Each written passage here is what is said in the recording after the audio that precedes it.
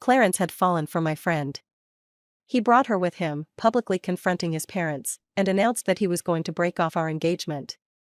He pointed at me and said to both families, "I never liked her. Marrying her would only disgust me." That became the last day I liked Clarence. Later, other boys confessed their feelings for me. But he desperately tried to stop me from being with anyone else, holding the marriage certificate he had written for me when we were kids.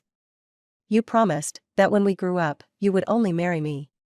When Clarence started arguing with my friend and his parents, I had just arrived. I stamped the snow off my shoes and was about to open the door. "I've told you before, I never agreed to that ridiculous engagement." The boy's cold laugh stopped me from opening the door. "That engagement was set by our parents when you were both very young. Are you bringing this girl here to embarrass your uncle and Aunt Chu?" I peeked through the crack in the door and saw Clarence arguing with his father. My parents were sitting quietly by the side, their faces dark. "This is my girlfriend," Clarence declared, holding Jenny's hand to assert his claim. His father turned bright red with anger. "You can only marry Caroline. You have no other choice." I trembled and unexpectedly pushed the door open. Everyone's eyes turned to me. Clarence's gaze was cold as he pointed at me, looking at his parents. His words were sharp. "I never liked her. Marrying her would only disgust me." After saying that, he didn't wait for a response and left, holding Jenny's hand. His eyes casually glanced at me. Behind them, I could hear Clarence's parents hurriedly apologizing, while my father looked furious, as if he wanted to chase Clarence down and beat him up. I just stared at the backs of the two of them as they left. Clarence and I had grown up together. All these years, he had never denied our childhood engagement. Even when people joked about it, he laughed along. I thought he liked me, just like I liked him. That night, after my parents took turns comforting me for 2 hours, I was finally allowed to go to bed. My mom had called in for me, so I didn't return to the dorm. As I was about to fall asleep, the phone on the nightstand lit up. It was a message from Clarence. "I'm downstairs. Come down, we need to talk." I remembered his words from earlier that day. My childhood friend, in order to be with another girl, had hurt me with cruel words. That night, I didn't go downstairs. But I couldn't sleep well. I had a fragmented dream. Young Clarence sat at a desk, carefully writing something. Soon, he finished and jumped off the chair.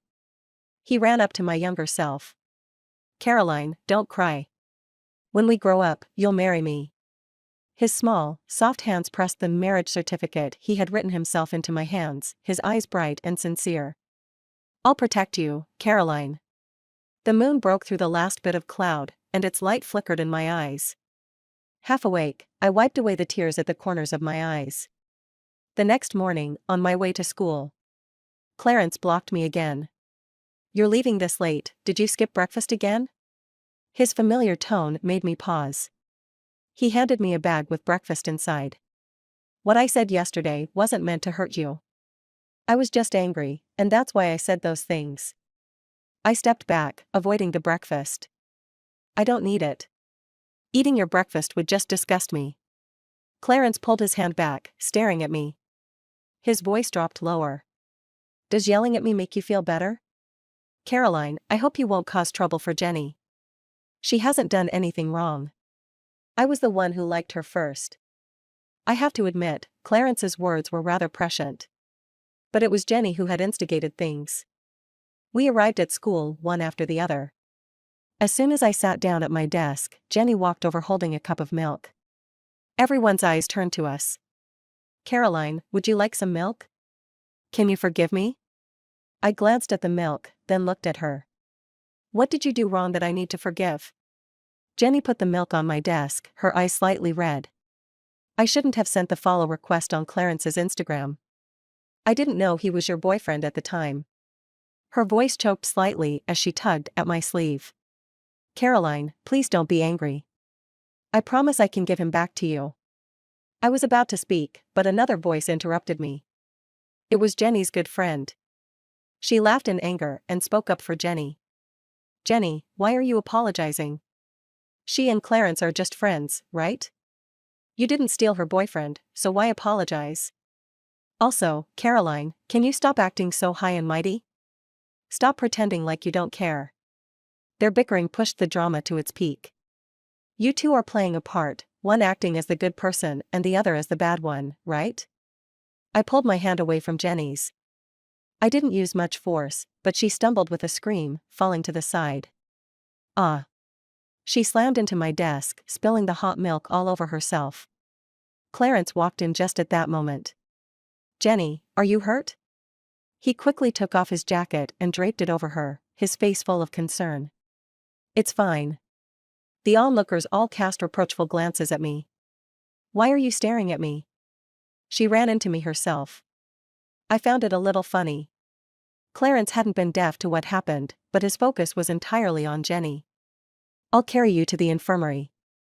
Hold on. He picked Jenny up horizontally, not even glancing at me as they left. From beginning to end, I was invisible to him. In the afternoon, Jenny's friend couldn't stand it anymore and got her revenge. She purposely bumped into me, spilling her water on me, then shoved me down. Sorry, I didn't mean to. She shrugged and walked away nonchalantly. I looked up and met Clarence's gaze, from not far away. He just looked down at me coldly, his expression indifferent, like I was a stranger. Just before the class bell rang, I walked into the classroom, my wet body still dripping. I was holding a bottle with warm, pale yellow liquid inside. Before anyone could react, I opened the bottle. The liquid poured over her head, drenching her thoroughly. I did it on purpose, and I'm not going to apologize. She shrieked and jumped up. What is this? What did you pour on me? I curled my lips into a smile, not explaining. Only when this incident blew up did I clarify to the teacher. It was just a bottle of hot water, with 2 tea leaves.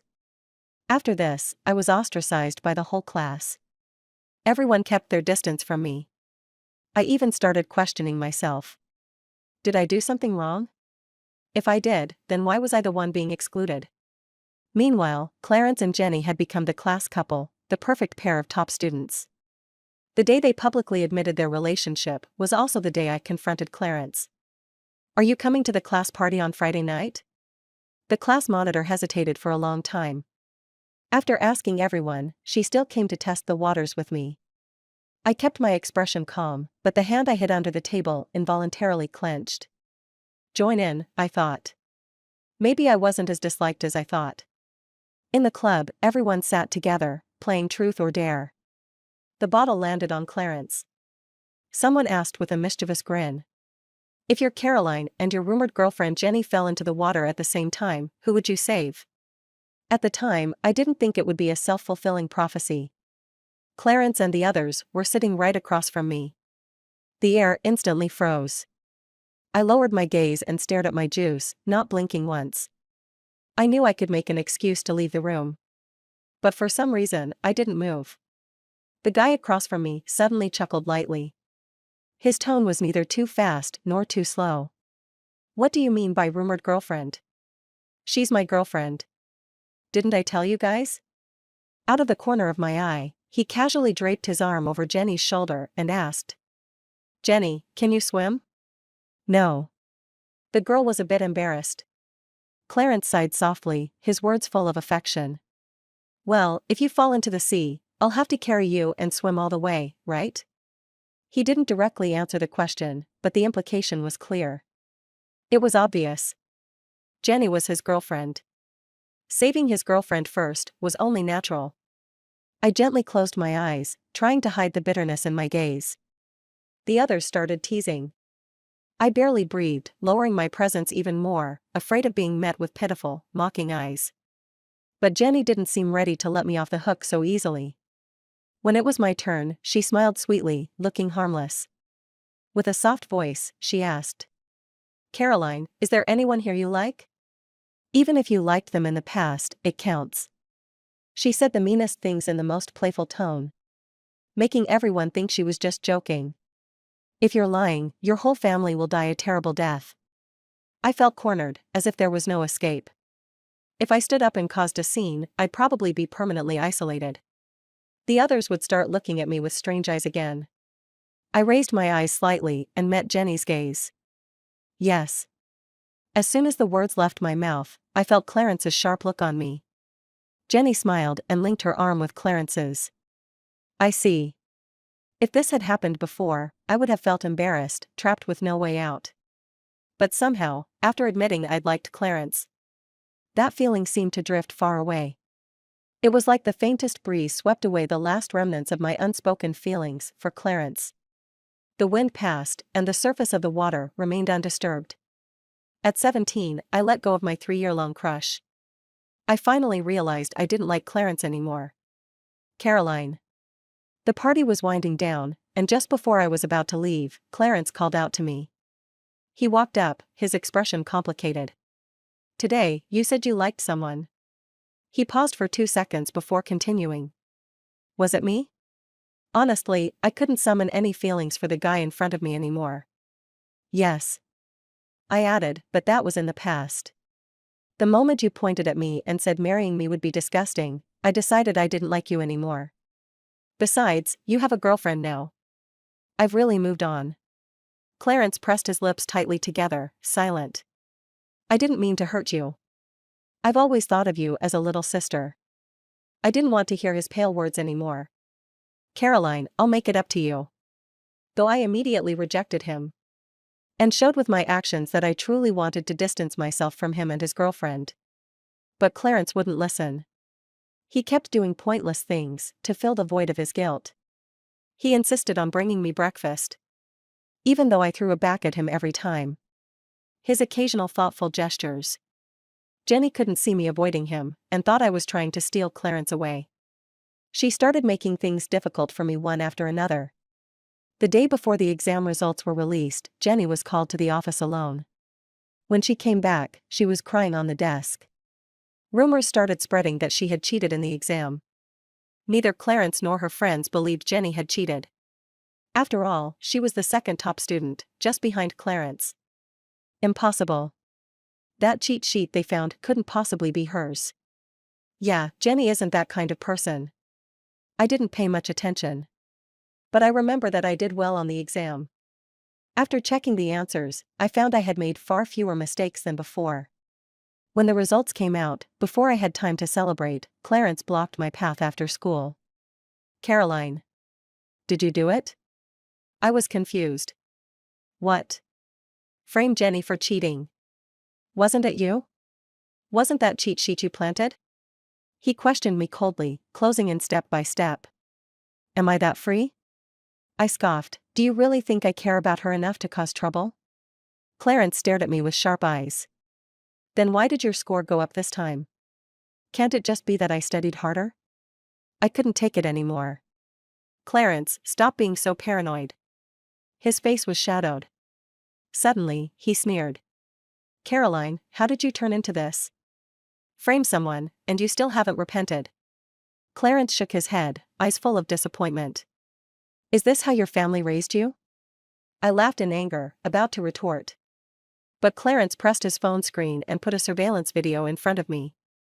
After the exam ended, before the lunch break, I was the only one who entered the office. This was Jenny's plan. The cheat sheet had been deliberately placed in her test paper. She knew those questions, so no one believed she had cheated. And with this video, I was directly convicted. Clarence looked down at me, his gaze cold. And he tossed a final remark before leaving. Everyone has to take responsibility for their actions. I pinned my last hope on the teacher. After all, this was a matter that couldn't be settled with solid evidence. It relied on everyone's subjective judgment. But the teacher just looked at me with reproach. What's your purpose in doing this? Are you jealous that Jenny did better than you? My throat went dry in an instant, and all my strength drained away. I couldn't say a word. When Clarence accompanied Jenny into the office, she was still tearfully pleading. Aren't we supposed to be close friends? I always thought of you as a good friend. Is this how you treat me?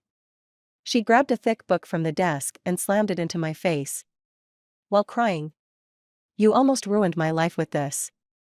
Do you know that? Clarence just turned his head away, silent. The teacher casually scolded Jenny for hitting me. She gave me a warning look before I could strike back. Then changed the subject. Caroline, apologize, and I won't cancel your exam results. If my results were cancelled, I would be placed in the advanced class for the final year. But how could I admit to something I didn't do? I'll say it once, I didn't frame Jenny for cheating. As soon as the words left my mouth, I felt a sharp pain in my nose. Jenny had slapped me hard enough to draw blood.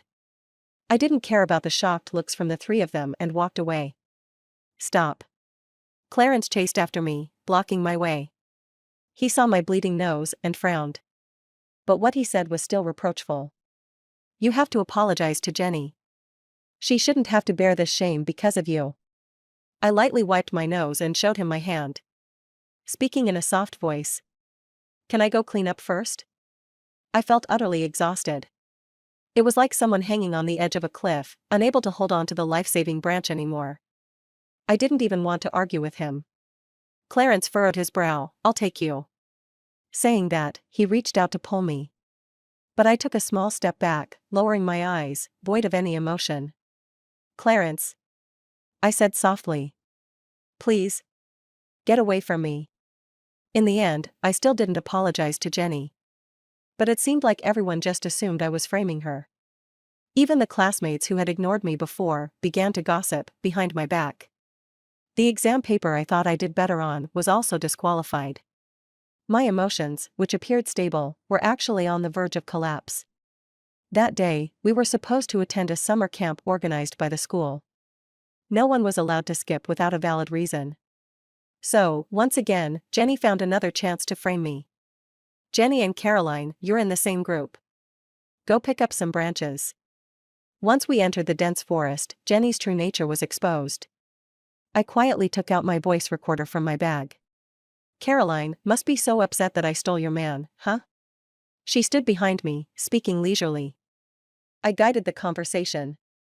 So, you deliberately planted that cheat sheet on me to make Clarence hate me, so I couldn't take him back? She glanced around before smiling and answering. Yeah, no one believes you're innocent. How does it feel? Was it painful when that book hit your face? I got the information I wanted and decided not to drag it out. With this recording, she would be finished, disgraced, punished, and probably transferred. But she wasn't satisfied. Just as I turned away, she suddenly shoved me hard. Ah. I tumbled down the slope, and Jenny, in her smug moment, twisted her ankle and rolled down with me. We both got stuck on a tree trunk on the slope, hanging dangerously. I tried to pull myself up, but it was useless. Clarence must have heard Jenny scream, because he was the first to rush over. Clarence, I'm so scared. She looked at him pitifully. His gaze towards me was full of sympathy. I'm sorry, Caroline. He reached his hand out to Jenny. As soon as Jenny gets up, I'll help you. Jenny froze when she heard this. She began climbing up with Clarence's help. I pressed my lips together. Okay, thank you. I had no reason to complain. Jenny was his girlfriend, so it was only natural he'd help her first. The fact that he was willing to help me, even a little, was already beyond my expectation. I had thought he wouldn't risk it and would just go back to get a teacher for me. But as Jenny climbed, she suddenly stepped on my hand. She kept grinding it, her other foot hanging in the air, as if she accidentally stepped on me. I winced in pain and instinctively let go. I rolled further down the hill. Caroline. Caroline. I could hear Clarence and Jenny calling my name. She still didn't forget to act, playing her part fully. Luckily, the leaves below were thick enough, and the slope wasn't too steep. I eventually stopped when my back hit a tree trunk. I had multiple scratches and bruises on my body. The only serious injury was the impact on my back. I slowly propped myself up against the tree, and that's when I realized the biggest problem. I was lost. There was no signal on my phone. Meanwhile, Jenny was doing everything she could to stop anyone from rescuing me. In the end, I relied on the compass on my phone and stumbled my way out of the forest. But when I got back to the meeting point, I found everyone had already left. I stopped dialing the teacher and coldly laughed before calling my parents. The injury wasn't serious, but I had to stay in the hospital for observation for a day. Clarence came to my hospital room after my parents returned home that evening. Caroline. His voice was hoarse. At that moment, I was staring out at the dark sky. Clarence. I slowly spoke, only noticing him out of the corner of my eye as he approached. Today, while I was trying to find my way out of the woods, I suddenly remembered our school trip to the forest park. I paused and looked at him. Do you remember? He looked confused, clearly not recalling. I continued, emotionless. That time I was bitten by a snake, even though you knew it wasn't poisonous, you still carried me to the hospital right away. It was so hot that day, and you ran the whole way, drenched in sweat, but you never put me down. Because you knew I was afraid of pain. I was lying on your back and I thought.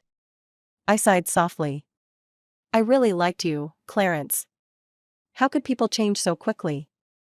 Why did the boy who used to take care of me in every little detail, always put me first, now say I was disgusting? Why did he allow others to hurt me? Even when my life was in danger, he chose to do nothing. Clarence's eyes were full of regret. He couldn't argue. All he could do was apologize. I'm sorry, Caroline. I was wrong, really wrong. Please forgive me, I won't leave you alone again. I took a deep breath.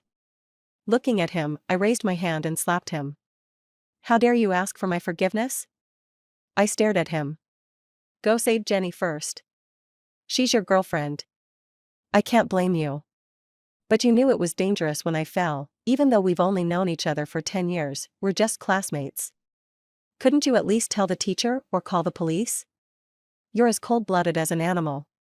What if I hadn't made it out of the forest? I might have never had the chance to hear his useless words. Clarence looked defeated, unable to stand. He knelt by my bed and reached out to hold my hand. His voice trembled, his dark eyes full of pain. I'm sorry, Caroline. I forgot, I really forgot. Jenny's situation was just too urgent. I tugged at the dry corner of my mouth, avoiding him. What kind of urgency could she have had, considering she didn't even fall? Get out. Clarence didn't move, but looked at me pleadingly. When my gaze shifted to the glass on the bedside table, Jenny pushed the door to the room open. But she looked worse than me, sitting in a wheelchair with a sickly expression. Caroline, don't blame a why. Her eyes were slightly red, on the verge of tears. Because I twisted my ankle, I was so afraid of the pain, I begged him to take me to the hospital first. Yes, that's how urgent her situation was. I'm sorry. I thought my boyfriend would always put me first, I forgot that he was different, he still has you, his childhood friend. I was selfish. She sobbed as she tried to stand up. Just before she fell, Clarence rushed to catch her. Then he carried her back to the wheelchair. The moment he turned to look at me, I suddenly lost control of my emotions. I crashed everything near me towards the two of them. Clarence shielded Jenny. And a piece of glass hit him on the forehead, drawing blood. Get out. I can't stand looking at you two for another second. I glared at them, every word heavy. Both of you disgust me. Jenny was considerate as always. Pulling at Clarence's sleeve, ready to leave. Clarence stared at me silently for a long while. Before they left, as they opened the door, I suddenly spoke. Jenny. The figure in the wheelchair froze. Before I fell down the hill, you gave me a gift. I stared deeply at her back, my hand unconsciously clutching the blanket, trembling. I will make good use of it. She paused for just a second before leaving, unaffected.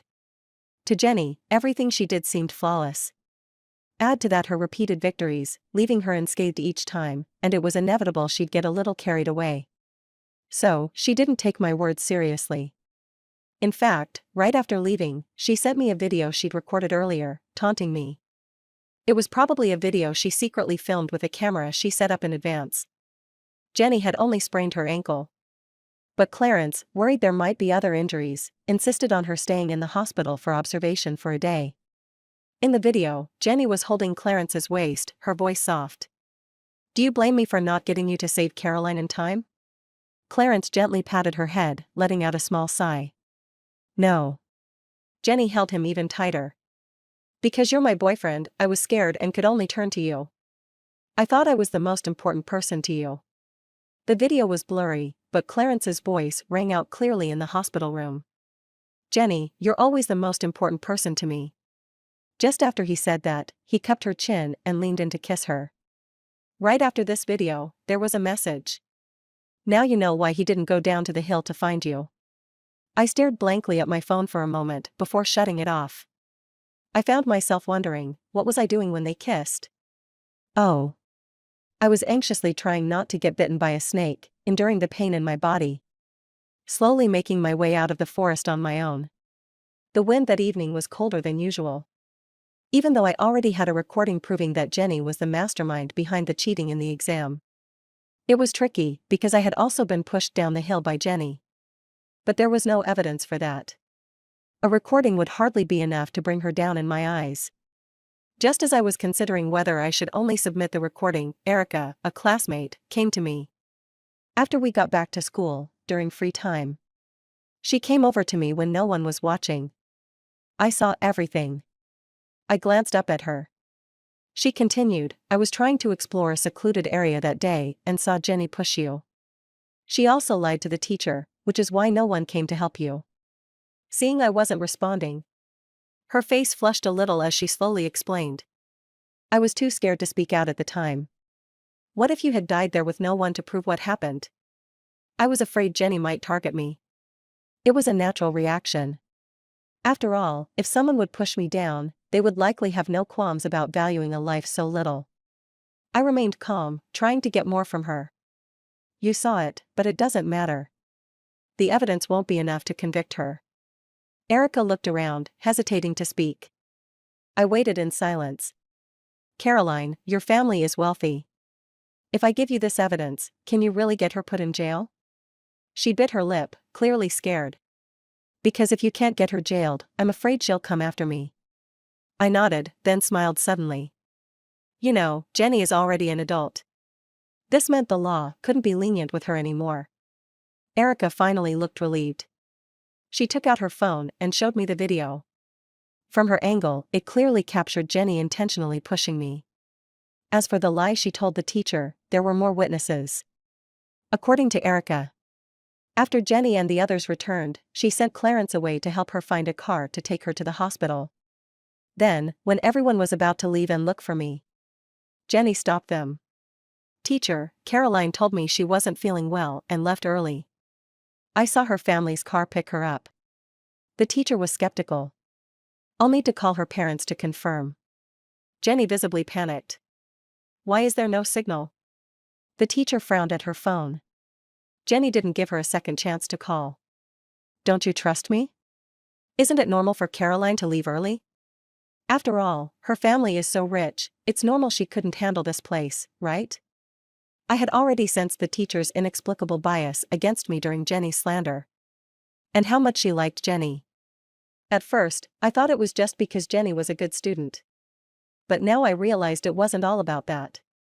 She probably had a deep-seated resentment toward wealth. Jenny had used this to her advantage, subtly bringing up my family background, fueling the teacher's dislike of me. At the right moment, Jenny shifted the topic, pretending to be in pain.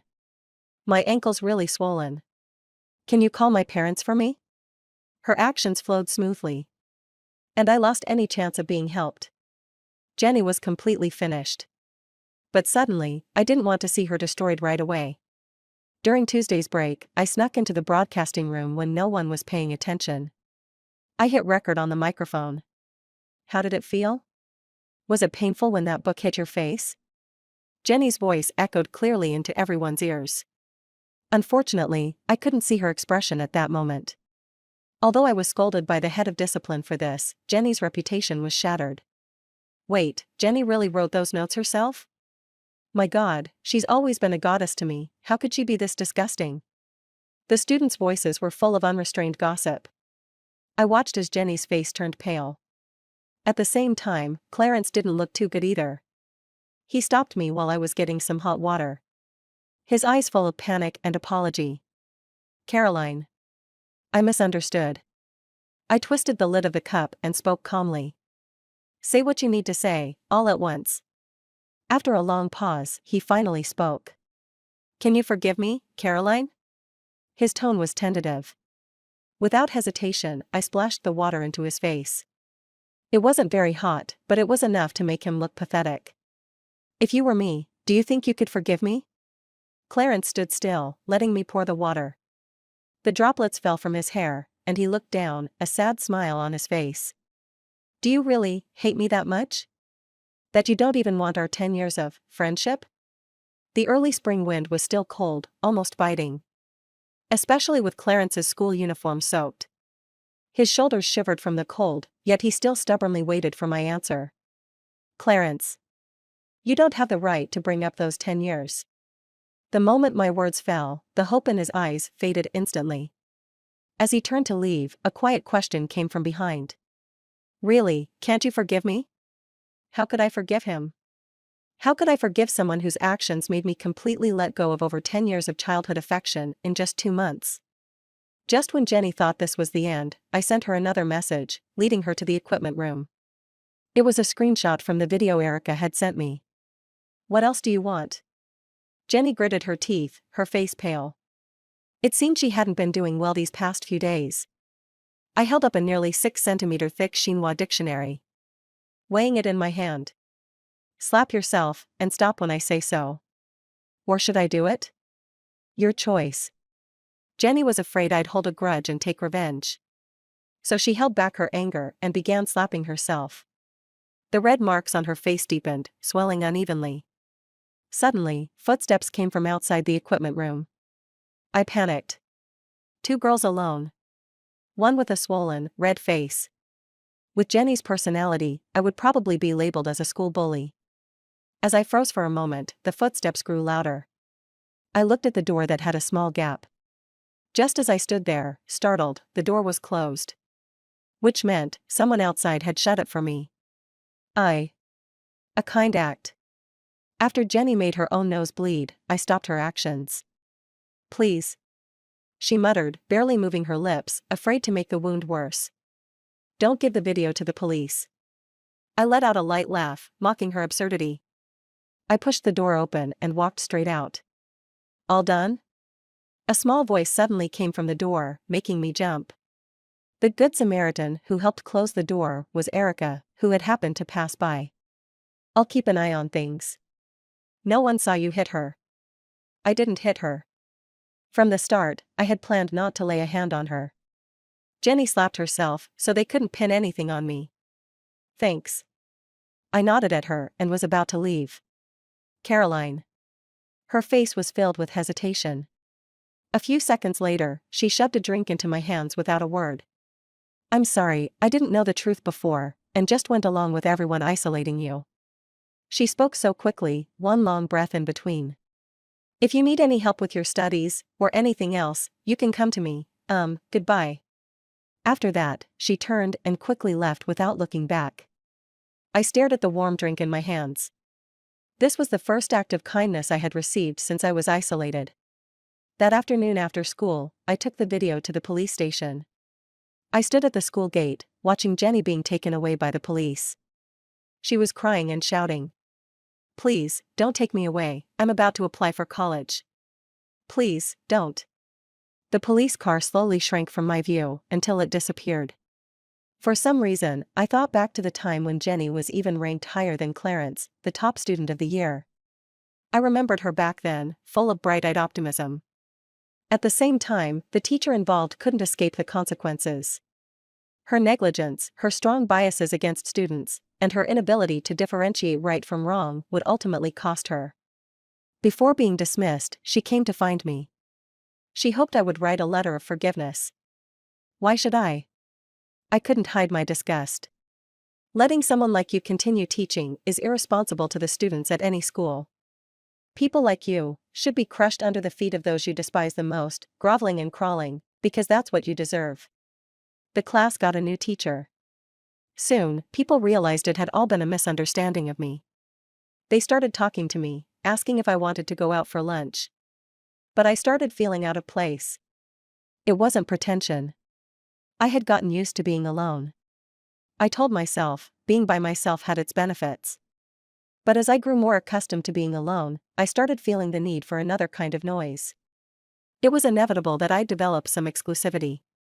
So when the class leader asked again if I wanted to join the class party, I thought for a moment and shook my head, declining. But not every group activity could be avoided. For example, the cultural committee member took it upon herself to sign the whole class up for a choir. At that time, I didn't expect that the girl who had been ostracized 2 months ago would now become the center of attention. On the day of the arts festival, after I changed into my outfit, I hesitated for a long time before coming out of the bathroom. The clothes seemed to be the wrong size. The top was a bit too short. Caroline. Clarence had been cooperating with the police investigation in fits and starts lately, so he barely came to school. I stopped in my tracks, frowning. What do you want now? Clarence hadn't done anything wrong per se, but because he had been involved in everything, he got a written warning. He didn't mind my coldness, his eyes growing darker. I broke up with Jenny. Before, I didn't know about all the wrong things she had done. I was about to speak, but he cut me off. I know you hate me. He gave a self-deprecating smile and tugged at the corner of his mouth. I came here today just to explain, I really didn't know about what she had done. Whether you believe me or not, Caroline, I've never had ill intentions toward you. If it wasn't for Jenny's manipulation. He leaned weakly against the wall, shaking his head with a bitter smile. We never would have ended up like this. Clarence, you really are pathetic. I rubbed my forehead tiredly. Are you really at peace with putting all the blame on Jenny? Did someone force you to be with her? Clarence raised his gaze to meet mine, a helpless look flooding his expression. So, what should I do, Caroline? I don't know what to do to make you not hate me so much. His eyes suddenly darkened, and his expression became unreadable. I don't know what's wrong with me. Caroline, I think I couldn't take it anymore, and I didn't want to hear what he was about to say. I bypassed him and walked toward the backstage dressing room. Before stepping on stage, I unknowingly raised my hand, and a glimpse of my waist was caught in a photo. The picture was then posted to the confession wall. This girl is my type, please share her contact. Wow, she looks amazing, such a good waist, I want her contact too. I've seen her, she's probably the one performing on stage for this class. The post went viral quickly. It wasn't until I returned backstage and was blocked by a group of people that I understood what was happening. Can I have your phone number? A shy boy, his ears slightly red, was half pushed toward me by his friends. I was confused and was about to refuse when Clarence cut through the crowd and walked toward me. Caroline, congratulations on your performance. He smiled and handed me a bouquet of flowers. Who's he? I overheard someone whispering nearby. I don't know, but it looks like he's Caroline's boyfriend. The voice wasn't quiet, at least both Clarence and I could hear it clearly. Someone came up to ask. Is he your boyfriend? They pointed at me and asked Clarence. He didn't deny it, just raised an eyebrow. So don't ask for her phone number. I found it amusing. I walked up and shoved the flowers back into Clarence's arms. I'm not with him. I said this and left without looking at Clarence's darkening face. But it seemed like he couldn't let go. That evening after school, he followed me the whole way. Caroline, we already had an engagement. Today, I didn't deny it, just to stop them from spreading your phone number. I looked at him for 2 seconds, suddenly realizing he had never understood that he was wrong. Do you remember when you wrote me a marriage certificate when we were little? I turned my head, my gaze drifting off to one side. My voice was calm, but with the sudden drop in temperature, it sounded colder than usual. Back then, I was too young, and although I didn't understand the meaning of marriage, I knew that meant we could always be together. That made me feel safe. I looked at the boy in front of me, his eyes red. Because you said you would always protect me. But you broke the engagement you proposed and didn't do anything you promised. Clarence collapsed to his knees at my feet. He tightly held my hand. Don't say any more, Caroline, I've made so many mistakes. I slowly pulled my hand away, looking down at him. Yes, you made mistakes. The harm you caused me can't be erased. Clarence, I'll never forgive you. So please, stop following me. He didn't agree that day. When he left, he said he might have fallen for the wrong person. That night, I suddenly remembered that I hadn't thrown away that marriage certificate. After rummaging through my things, I found it, didn't look at it again, and ripped it into pieces, throwing it into the trash downstairs. For the next while, Clarence didn't bother me. But since we were in the same class, I could always catch him staring at me blankly whenever I turned around. I suppressed the frustration and tried not to pay attention to him. But one day, Clarence finally tore off his disguise. That was the last time I saw him, right before graduation.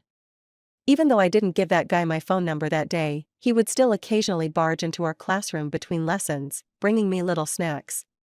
I had no choice but to return them, which would waste the entire break. Later, I started avoiding him so much that I probably really pissed him off. One day after school, he publicly confessed his feelings for me right at the school gate.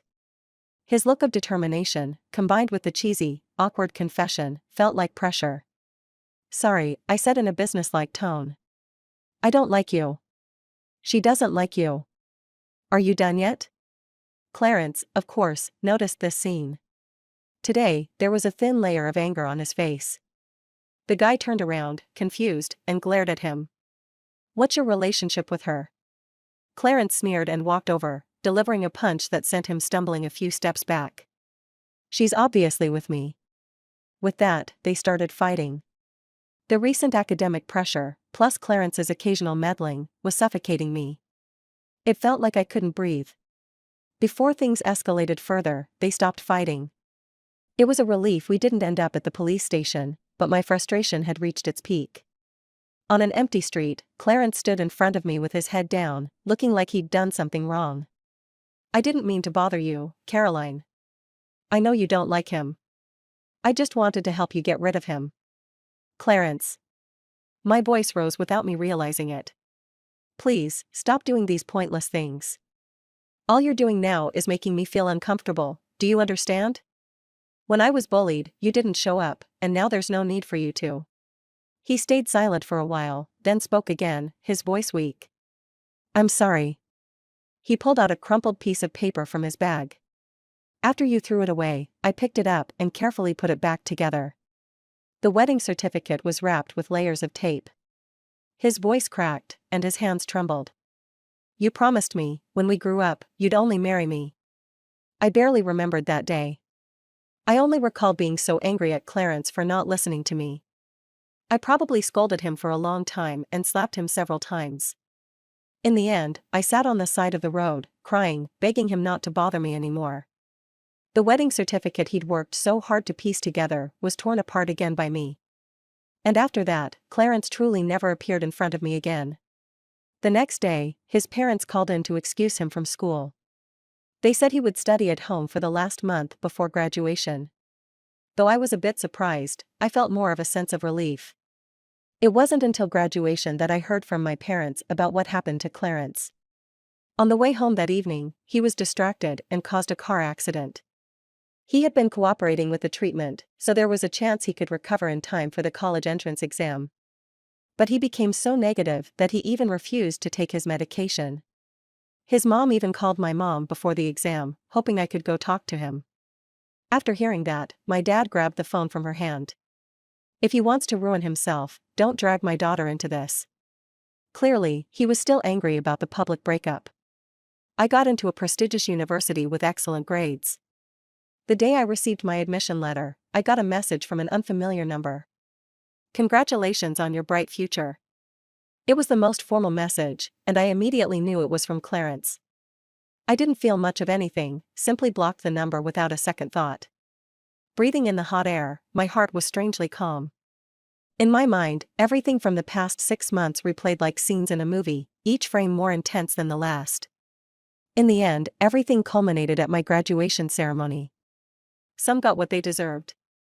Some regretted their past choices. As for me, I got what I deserved.